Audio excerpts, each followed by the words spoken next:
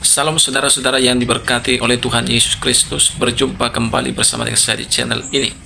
Kiranya kabar kita selalu baik-baik saja dan diberkati oleh Tuhan Yesus Kristus.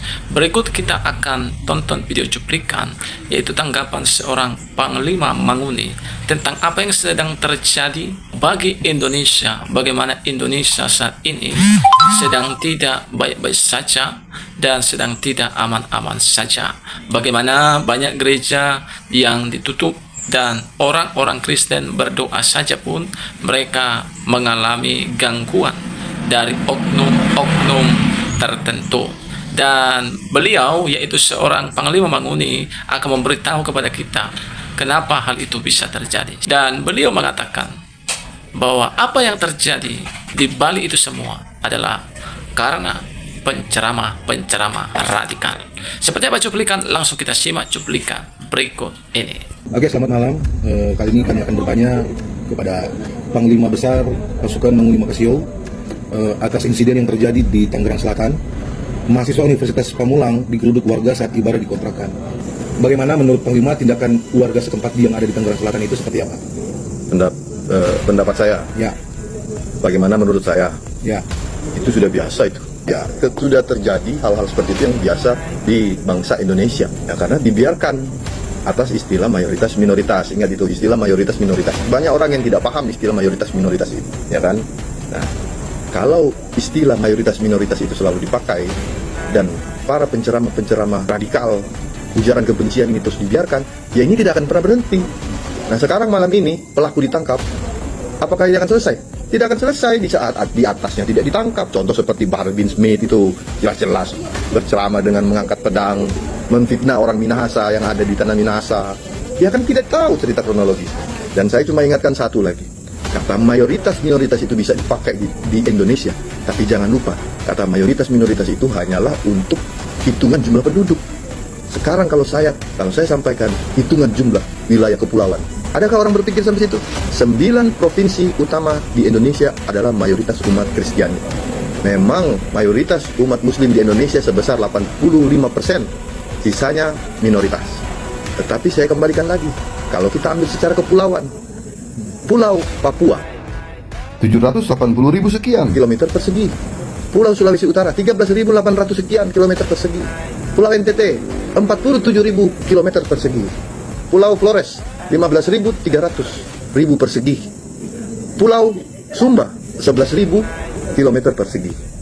Itu baru berapa pulau saja yang saya hitung. Nah, bayangkan jika itu ditambahkan semua, berapa keseluruhan keluasan yang diduduki oleh kaum minoritas?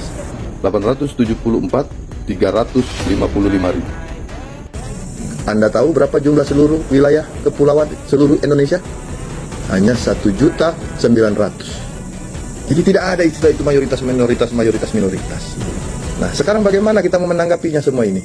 Coba kita mulai berpikir, bagaimana solusinya? Pemerintah lah yang harus tegas. Tidak bisa rakyat dibiarkan selalu terikut dengan suasana seperti ini. Kayak sekarang, kawan-kawan basudara dari Indonesia Timur mulai bergerak, mendatangi Tangerang. Mau jadi apa? Mau jadi perang saudara? Mau jadi perang agama? Saya mau pesan sama basudara yang ada di Jakarta, jangan terpancing. Kalian kalau sampai terikut perang saudara, rugi, tidak ada hasil apa-apa. Karena tidak ada pahlawan dalam perang saudara. Sudah terbukti, kasus Poso, kasus Ambon. Siapa yang dilihat pahlawan? Tidak ada, ya kan? Korbannya ada, di CS, di Poso. Apakah harus terulang lagi seperti itu? Jadi, saran saya untuk pemerintah, kita kan punya badan-badan lembaga yang sangat besar. Kenapa ini selalu dibiarkan? Yang ditangkap yang di bawah, itu yang ditangkap. Tetapi di atas ini penceramah radikal dan penceramah pengujaran kebencian terus dibiarkan. Bahkan saya lihat penuh dengan kemewahan. Contohnya Habib Bahar bin Smith memamerkan kemewahannya. Contohnya Ustadz Abdul Somad memamerkan Harley Davidsonnya dengan klubnya lagi. Itu logika yang kita harus pakai. Jadi kita harus mengambil pemikiran antara kata mayoritas minoritas itu hanya sebagai jumlah penduduk. Tetapi jumlah wilayah itu belum kita tambah dengan Batak dengan Kalimantan. Jumlahnya saja sebelum ditambah dengan Kalimantan dan Batak sudah 800.355 km persegi. Berarti kalau ditambahkan mungkin 1 juta atau 900. Jadi sekarang saya mau tanya, mayoritas minoritas itu berlaku untuk masyarakat, untuk jumlah penduduk atau untuk kepulauan. Nah, kalau sampai minoritas ini merasa selalu dilecehkan seperti ini, merasa tidak pernah mendapatkan keadilan, dan mereka mengikuti pembela Papua, apakah kita harus terpancing di situ? Jadi untuk pemerintah ya jangan sampailah. Kalau seandainya Indonesia Timur bersatu dan meminta, jikalau tidak ada keadilan seperti ini terus menerus, mereka meminta untuk referendum, apakah kita harus terpecah belah seperti itu? Dan sementara hanya mungkin 3 juta orang radikal yang ada di Jakarta pada khususnya dibiarkan bebas begitu saja. Ngerti nggak maksud saya? Jadi sekarang yang mayoritas minoritas siapa? Melalui kepulauan kita, orang Kristen dan agama non-Muslim itu adalah mayoritas kepulauan. Ya, ini berbahaya kalau mereka sampai berteriak meminta keadilan, dan keadilan tidak pernah kunjung datang, dan mereka meminta undang-undang internasional PBB untuk mengajukan referendum. Apakah Indonesia harus hancur seperti itu? Cuma karena 4 juta orang yang terpapar, atau 3 juta atau 33 juta menurut BNPT yang terpapar radikalisme. Butuhnya ketegasan oleh pemerintah untuk mengatasi hal ini. Akarnya yang harus dicabut, akarnya yang harus dihilangkan, bukan korban pemaparan daripada paham-paham radikal yang terjadi. Contohnya Anies Baswedan, jelas-jelas memakai politik identitas di saat pemilu kemarin. Jelas kan? Nah, itulah yang dimaksud Pak Jokowi. Nah, di sini kita bisa menangkap Pak Jokowi sudah menjalankan, berusaha apa yang dia bisa lakukan. Kita berharap Pak Prabowo nanti di bulan Oktober setelah dilantik, beliau dapat menindak sesuai dengan untuk keutuhan NKRI yang sesungguhnya. Jadi kembali ke kesimpulan, kita boleh minoritas di jumlah penduduk, tetapi pemerintah jangan pernah lupa kita bagian mayoritas di jumlah kepulauan, dan itu wilayah kepulauan negara Republik Indonesia yang jumlahnya seluruh wilayah kepulauan Republik Indonesia sebesar 1.900.000 sekian. Sedangkan hanya daripada Pulau Papua, Sulawesi Utara, NTT, Flores, dan Sumba itu jumlahnya sudah 874.000 sekian. Belum tambah Bali, belum tambah Batak, belum tambah Kalimantan. Berarti total kita ini adalah 1 juta kilometer persegi untuk mayoritas di Indonesia. Kita bisa pakai cara intelektual. Indonesia Timur bisa bersatu di sana. Indonesia Timur bisa mengangkat suara, bersatu, tuntut keadilan secara intelektual. Tidak perlu sampai terpancing dalam perang agama, apalagi perang saudara. Karena kita sama-sama Indonesia. Untuk jumlah penduduk, kita memang minoritas. Tetapi jangan lupa, untuk jumlah kepulauan, luas kepulauan, kita adalah mayoritas.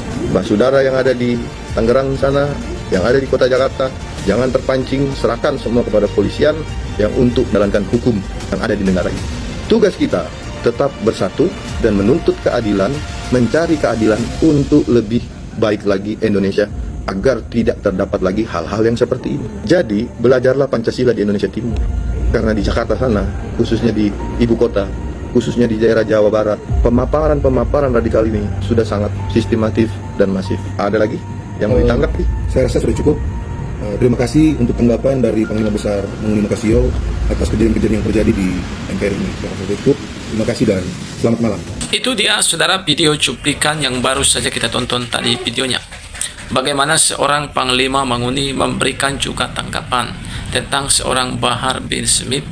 Dan saudara, beliau juga menegaskan bahwa penceramah radikal itulah yang membuat banyak orang-orang Kristen mengalami sesuatu yang mengerikan. Bagaimana gereja-gereja ditutup dan bagaimana juga orang-orang Kristen berdoa dianiaya, seperti yang dialami oleh seorang agama Katolik yang sedang mengadakan doa rosaria di kosnya sendiri.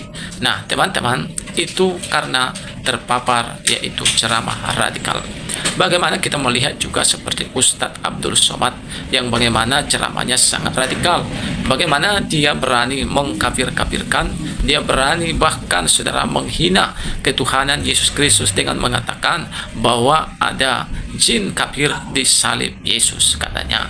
Dan bahkan saudara, seorang UAS juga mengatakan bahwa orang-orang yang mendukung dan mengizinkan pendirian rumah ibadah yaitu gereja, maka dosanya akan terus bertambah-tambah hingga akhir zaman nanti. Nah, itulah yang menyebabkan juga banyak orang-orang dari saudara-saudara kita seberang yang bahkan bukan hanya menolak pendirian gereja, tetapi juga mereka melarang, mengganggu, membubarkan ibadah orang Kristen. Seperti yang baru-baru ini terjadi, bagaimana oknum ASN ya yang ada di Bekasi kalau nggak salah ya, membubarkan orang-orang Kristen yang sedang beribadah. Dan juga oknum ASN juga yang ada di Parepare sekaligus sebagai ketua FPI yang mengatakan bahwa tidak boleh sekolah Kristen dibangun, dan dia mengatakan akan terjadi nanti perang kosong ya, akan saya turunkan nanti 1000 laskar katanya. Nah teman-teman, itu dimulai dari ceramah yang radikal, dan seorang Panglima Manguni mengatakan kiranya pemerintah tegas akan hal ini supaya mencabut akar daripada itu semua. Nah jangan lagi mengizinkan ceramah-ceramah yang radikal itu, kiranya diberikan ketegasan dan diberikan peraturan yang tegas bahwa ceramah-ceramah radikal tidak boleh diizinkan di Indonesia, dan Indonesia tidak boleh terpapar dengan ceramah-ceramah yang radikal. Mungkin hanya itu yang bisa saya bagikan. Kiranya video ini diviralkan sehingga pemerintah melihat dan terbuka mata dan pikiran mereka, sehingga menjadikan Indonesia menjadi Indonesia yang damai dan diberkati oleh Tuhan. Tuhan memberkati kita. Shalom.